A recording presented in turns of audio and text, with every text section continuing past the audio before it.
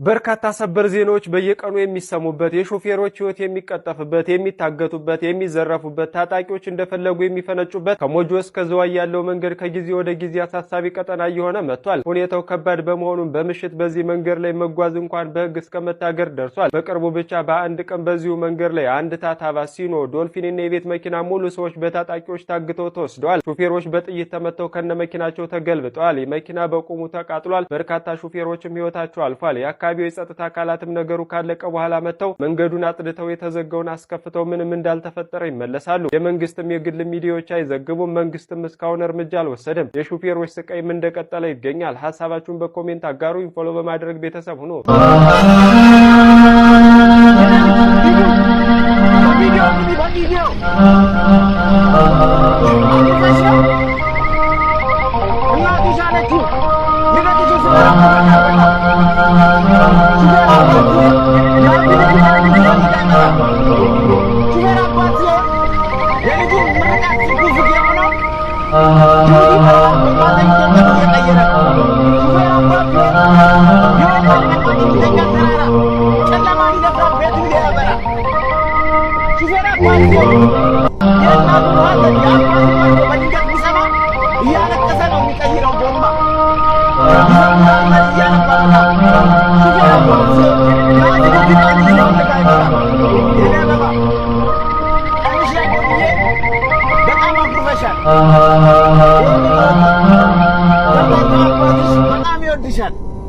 አንዴ ድምጽሽን አሰሚኝን ያበባ አንዴ ብቻ አባዬ በይ።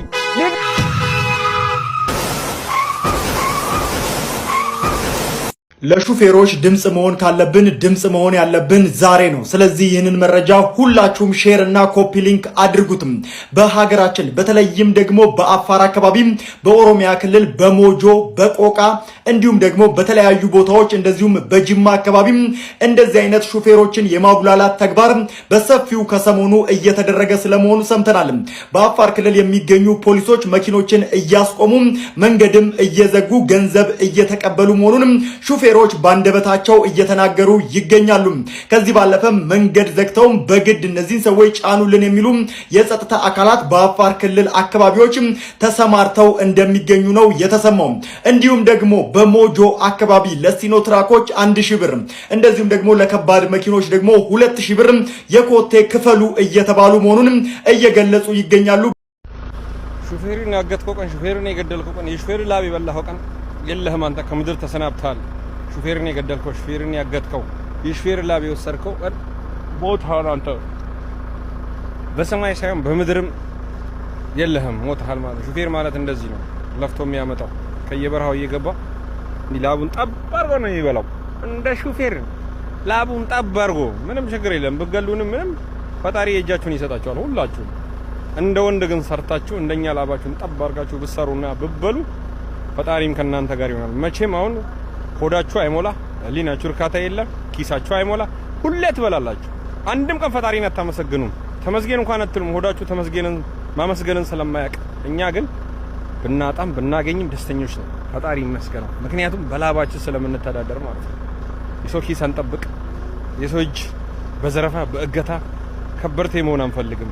ሰርተን ላባችን ጠብ አድርገን ፈጣሪ እድሜና ጤና ይስጠን። እናንተ ደግሞ የእጃችሁን ዋጋችሁን እግዚአብሔር ይሰጣችኋል።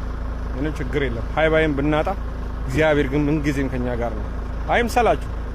ዛሬ ሹፌርን ገለ ጀግና መምሰል ጀግና የሆንክ ይመስል ይሆናል።